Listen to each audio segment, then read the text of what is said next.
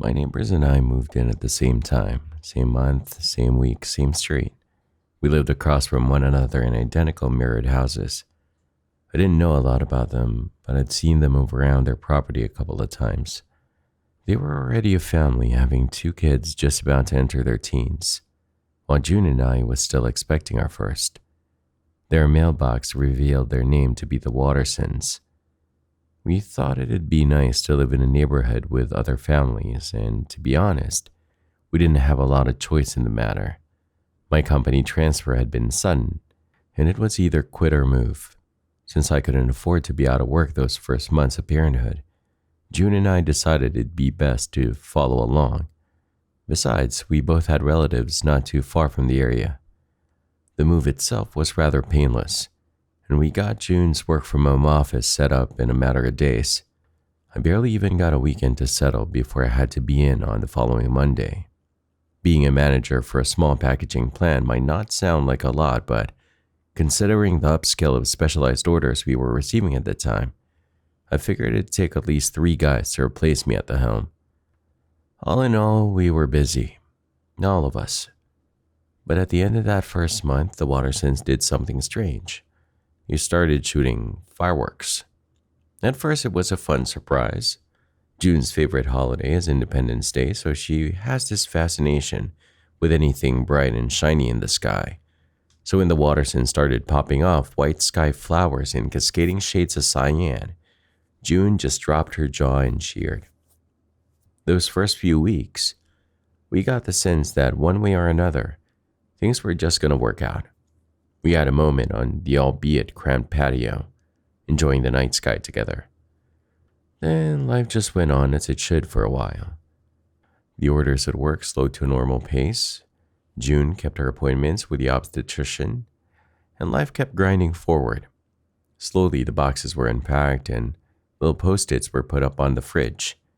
Painting started to get crooked, and the hallway rug inched ever and ever further towards the front door.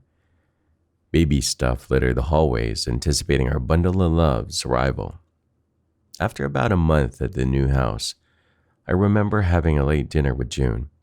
I'd had a long day with a bit of unpaid overtime, and she'd been kind enough to keep it all warm for me.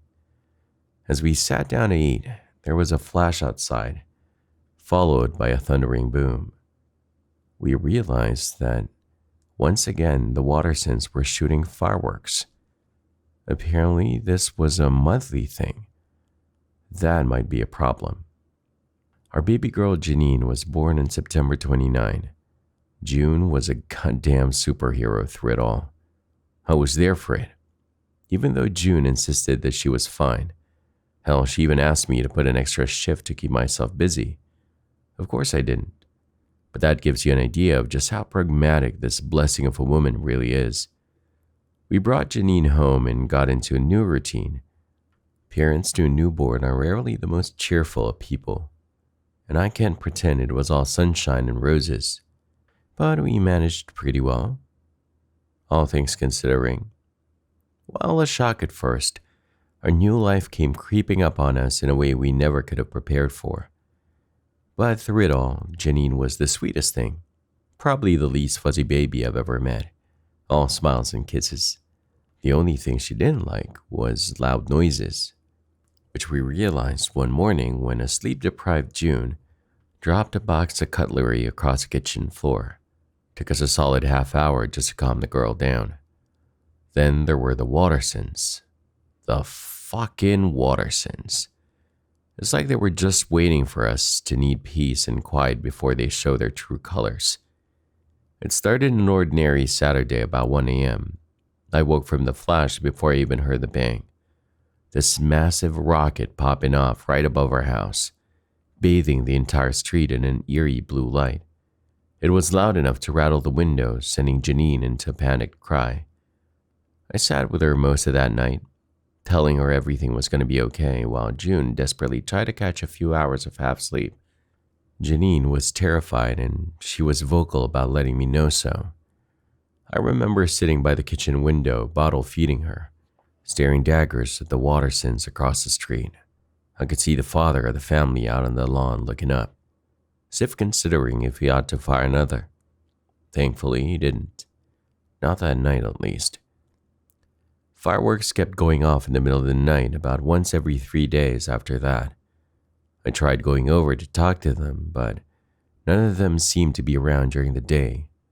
Not even the kids. I remember waiting by the door for their car to pull up the driveway, ready to confront them, but I seemed to have chronically bad timing. Then one night, they blasted off again. This time, June was handling Janine, and I went straight for the door. I was out in a t-shirt and my tidy whities, slipping on a pair of sneakers halfway out the door. That was the first time I got a good look at Irvin Watterson, the head of the family. The man was in his mid-50s, was about 6'5", and had a shiny bald head. His eyes were sunken and tired, and he had this kind of slouching face, like an old dog. He had a sort of pallor to his skin, like an old ham. I didn't care, though. "What the fuck are you doing?" I yelled. "What the fuck is wrong with you?" He just looked at me like he didn't understand what the hell kind of language I was speaking. When I pointed at him, he visibly recoiled. "Don't you fucking walk away," I demanded. "Not one more fucking time or I'm calling the police." He gave me this look, like a frightened animal, and as I stepped closer, he burst into a sprint heading straight for the door.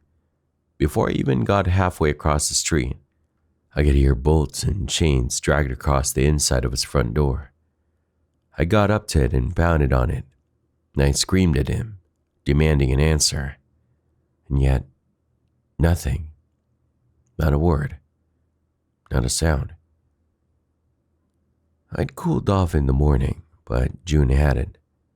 She called not only the police, but the HOA. I urged her on, but we soon realized it was an exercise in futility. Not only was there no rule about fireworks in the local bylaws, but it was a point of pride just how open the neighborhood rule set was. If anything, we suspected that this might have been the reason the Wattersons moved there in the first place.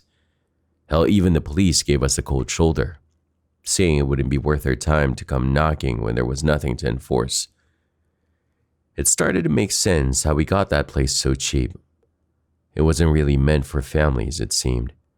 We'd just been tricked by seeing what we thought were another normal family across the street. We tried to confront the Wattersons a couple more times. June tried once, only to see their young boy scurry back inside the house. I tried to knock on the door again, but didn't get any kind of response. It's like they were scared of us, but not like a normal kind of scared. An almost animal-like kind of scared. How these people could drive a car was a mystery. But the fireworks continued. A few days might pass, but they always came back. Janine did not want to get used to it, and I couldn't blame her. Not only was it startling, but it felt sinister. Like there was a genuine ill will behind it. Something meant to harm. I always got the sense that there was a reverence to it. From the Wattersons, I could see them bending down on one knee, gently placing the rocket like a Tibetan monk lighting incense. There was a ceremony to it. I got a better look at the rest of the Wattersons too. Eileen Watterson, the mother, didn't seem a day over 30, but she looked like she never cut her hair once in her life. It was almost dragged across the ground, tapping against her heels as she walked. She had the same kind of sickly pallor as her husband, and the same sunken eyes. I never saw her blink, not even once. Their kids could have been twins, if not for one being slightly taller than the other. Same physique, same sickly pallor, and the same drooping faces as their father. The closest description I can manage is that they were, in a sense, ghoulish. About a week passed, and the fireworks just seemed to grow more intense. I remember getting Janine her bottle in the kitchen when I noticed June sneaking by the window, looking at something across the street.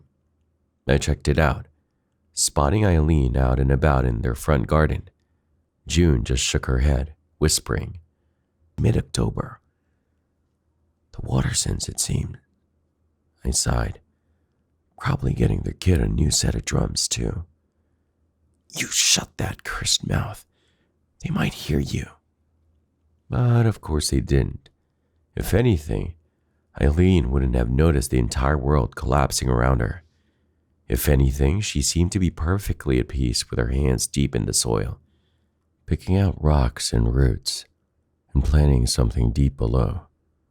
Then it stopped. Several days passed and there were no fireworks. We thought it was finally over, but apparently they just got started. I remember the turning point. I was up with Janine when I saw the whole Watterson clan sneak out the front door. They all stopped to look at their little garden, and one by one they started to do this weird howling noise, sort of a screech, like the mix of a wounded pig and a panting dog, all of them in unison, cackling. Janine didn't even cry. She just looked out the window, just as confused as I was. I saw Irvin pulling up handfuls of grass from his front yard, throwing it in the air in celebration. The boys were dancing around the car, hand in hand. Eileen was just on her knees, openly weeping. I thought about filming it, but Janine had fallen back asleep, and I didn't want to risk waking her. It was such a bizarre sight, and I couldn't even see what the fuzz was about. The next morning, as they scurried back inside, June and I went out to see what they were cheering about. Looking at their front garden, there was no obvious response. All I saw were some kind of sprouting seeds. They had these large, oval-shaped leaves, with just a hint of blue to them. June stepped right up on their yard and took a closer look. I didn't have the time to protest, as I was carrying Janine, who decided that my beard was her new favorite plaything. "Looks like sunflowers," said June. "My mom grew these once." "Sunflowers?" "Yeah," June nodded. "Pretty sure." There was nothing more to it. A bunch of pale sunflowers. And that was all it took to send this family into a frenzy. It started to dawn on us that there was something deeply wrong here. Maybe even dangerous. June gave the authorities another shot the next day. She tried calling CPS, but she couldn't make a good enough argument for someone to check in on the boys. They were already registered as homeschooled, and there was nothing inherently wrong with cheering in the front yard or shooting fireworks. June almost cried of frustration, having been bounced between one number to the next for over 40 minutes, only to be told there was nothing to do. At that point, we had no idea what to do. We were genuinely worried about the Wattersons, and it seemed like no one shared that feeling. I talked to a few people at work about it, but none of them had anything to say. And why would they? They'd never even seen the Wattersons, let alone lived across the street from them. But the most telling cue was Janine. She had gone from quiet and cuddly to fearful and anxious seemingly overnight. It got to the point where we had to go to the doctor to make sure it wasn't something physically wrong. But of course, there wasn't. It was only a matter of regular rest and food, it seemed. Which wasn't as simple as it sounded, thanks to the Wattersons. For the next few nights, we were anxious. The Wattersons had been eerily quiet, and that couldn't be a good thing. It was now sort of understood that whoever was up with Janine had a responsibility to check the front yard every now and then to see if there was something we could pin on the Wattersons to have them investigated. It was petty, sure, but these people had been a menace. We couldn't have Janine suffer because those bastards refused to act like people. It all came down to this one night in early November. I was sitting up with Janine, watching their front yard from the kitchen window, when I spotted Irvin and the oldest kid stockpiling something in the yard. It looked like dark little boxes, but I couldn't tell what they contained. They filled a big space in the yard with them, approximately 8 by 8 feet, spacing the boxes out evenly. They were at it for a long time. until Irvin stepped up to the living room window. He slapped his hand across the surface, slowly rubbing it back and forth. Seconds later, his wife and youngest son joined him outside. It was so uncanny, like even their knocks were strange. I brought out my phone and started recording just in case. They were doing something to the boxes, but I couldn't tell what. After a while, they all stepped back, all but Irvin, who held up a lighter. Only then did I realize they were setting up the biggest batch of fireworks I'd seen. By the time I got to June, they'd already lit the fuse. Given how loud their display had been earlier nights, this was going to be on a whole other level. I set Janine down and covered her ears as I yelled at June to do the same. She was barely awake but did as I asked without question.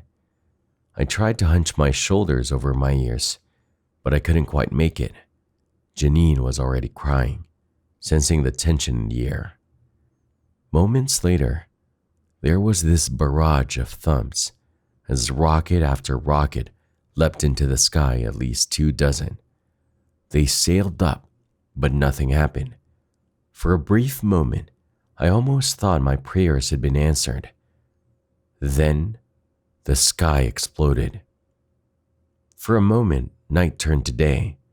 I could see every inch of the bedroom as the light burned into my eyes, every contour of my wife and child, the pile of used clothes in the corner, the diapers at the changing station. Then came the sound. It was so loud that I felt it before I heard it. The windows rattled, and I saw painting fall. By the time it hit the floor, there was a sound so deafening that I didn't hear the frame shatter. It immediately made my head ring. I could see June screaming something, but I couldn't hear her. I had this screeching noise piercing all the way from my ear to my throat. Janine was okay, albeit a bit upset about the whole thing, but she was fine. I'd covered her in time. June put 2 fingers up to her ear and mouth, as if signaling she was going to call someone. Then she picked up Janine. I was dizzy, trying my best just to stand straight. Without that inner ear balance, your head feels like it's on a swivel. I lost my footing 3 times just heading towards the hallway. All I could hear was this incessant screeching coming from the back of my head. Like there were 2 frayed cables in my mind, rubbing against one another, sending sparks down my spine. It was still bright outside, where I could see vague shapes of the Watersons dancing in their front yard. There was a fresh crack in our bedroom window, casting a strange shadow on my face. Trickles of water had started to silently tap against the pavement outside, forming puddles in the potholes. As I got to the hallway, I could feel myself calling out to June, but I couldn't hear it. It was just this deep rumble in my chest. I became hyper-aware of my own breathing and pulse, the only noises able to reach my head. It dawned on me that this could in fact be permanent. I was surprised to see June holding up a finger against her lips, as if asking me to be silent, and she pointed at the door. There was someone outside, a dark shadow against the sudden backdrop of a downpour. For a moment, we just stood there. June held Janine tight to her chest, looking back and forth between me and the door. I turned my head towards the kitchen, my eyes landing on the knife block. June was nodding at me, silently asking me to be prepared. There was no telling what these people were capable of, and we wouldn't want to risk it. I couldn't hear shit, but June could call for help. I saw her yelling something as the door shook. A threat, perhaps? I felt the vibrations of sound bounce against the side of my head. Unable to reach through the thicket of my ears, I hurried into the kitchen and grabbed a knife as my mind raced. He might be saying he had a weapon, or that he was going to hurt us. There was no way to know. The rain was coming down hard, obfuscating the silhouette outside. But as the doors shook again, I could tell that whatever was happening was violent. I placed myself between June and the front door, urging her to back away. She hurried into the bathroom, holding up her phone to me. I nodded. She stopped at the bathroom door, waving at me to follow. I intended to. Then the front door came down. Irvin Watterson pushed his way through the crumbling doorframe, reaching for me. His sickly features lit up in a smile. My first instinct was to look back at June to make sure she'd locked herself in. She did reluctantly. Then it was just me and the lanky man. He had no weapons, just these arms that seemed to go on forever. He was so much taller and had so much longer reach than I'd anticipated. Not only was my hearing throwing me off, but there was just something inherently wrong with him. His left hand grabbed me by the biceps, pulling me towards him. There was this thick, sticky coat of something warm in the palm of his hand, searing my arm like a sort of glue. I tried slicing him, but it was like trying to cut rubber. He dragged me out into the rain, ecstatic. I could see him convulsing in a laugh. I kept trying to stab him, but I lost my footing. He didn't skip a beat. He just kept dragging me backwards into the middle of the street. I looked around, trying to scream for help. I could feel the air leaving my lungs, but nothing happened. The other Wattersons were standing in their driveway, looking up into the rain. Behind them, I could see that the sunflower seeds had already sprouted, turning a sickly shade of blue. Irvin looked down on me, saying something, and nodded. I shook my head and he nodded again, more intensely this time. He was telling me something he was going to do, something that was going to happen. And looking at the way his hand had fused to my skin, I didn't know what to think. It was just this freezing panic settling into my spine. Only then did I realize it was still bright outside. The fireworks had long since stopped. It is hard to explain the sensation. I looked up and felt this immediate drain, like going from well-rested to sleep-deprived in the span of a breath. There was a swirling light, something intensely red, something that had seen the Wattersons and answered their call, something that wanted to get a better look at us, like an eye in the sky. It was so fast. The rain turned from a downpour into an opposite uppour, sucking whatever had been dropped back up. I could see the other Wattersons rise from the ground, just a few feet at first, then all the way up the side of the house, and into the bright contrast of the mysterious light above. It was this painless, effortless glide, like a feather across a river, into the sky. First I thought Irving was growing taller, till I realized what was happening. He was going away too, and he was bringing me with him. In a heartbeat, I was 3 feet into the air, hanging by his hand. He wasn't letting go. No amount of cutting or stabbing would make him stop. Soon my feet dangled in the air, my toes no longer reaching the ground. As I looked up at the ecstatic grin of Irvin Watterson, unblinking, relentless, overjoyed. There was only one option left. As I shoved the kitchen knife into my own skin, cutting myself loose, I collapsed onto the ground, spraining my ankle in the process. The rain, still getting sucked back up, trickled over my body, bringing along the swaths of blood that danced its way up my face. Looking up, caught one final glimpse of Irvin Watterson, his hand outstretched, his face devastated by what can only be described as guilt. He waved his fingers at me, urging me to reach him. It's like he didn't understand why I was fighting him, like he was doing me a favor, saving me. But as his face disappeared further and further away, and the ground went dry, I was left on the pavement with a bleeding arm. Thank God June had already called the police. That night left me with a nasty case of tinnitus and a hand-shaped scar on my bicep. But considering what could have happened, I consider myself lucky. Janine has just started middle school, and no one has seen the Wattersons since that night.